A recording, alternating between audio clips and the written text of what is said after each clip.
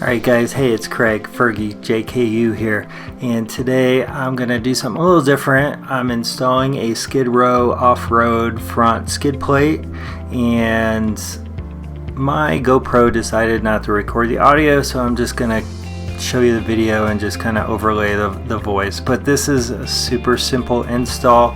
It's even easier if you have a stock bumper or the stock skid plate plastic thingy tray by your bumper. You'll just take that out and then just put in the hex bolts and be done.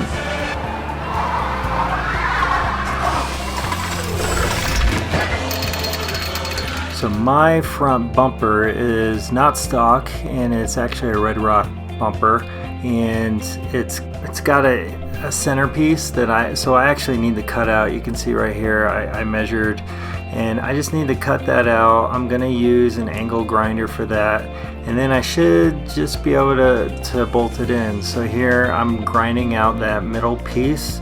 Make sure you wear safety protection, and also you can see I should have pointed away from the Jeep, and that's where I started to do it. So once you have that cut out, you just get your front bumper. You'll measure the bolts for the hex bolts, and then start with a small pilot hole, and then actually build up to the size of the hex hole bolts. I believe it's a 3/8 carriage bolt.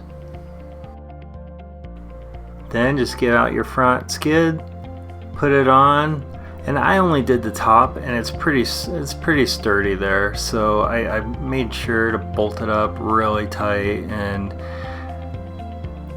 that's all there is to it, guys. So if you're lucky you have the stock skid, you can just place it in. Worst case, you got to cut a little bit of the front skid, and then you may have to drill some holes for the carriage bolt, but I could not be happier with the way it came out.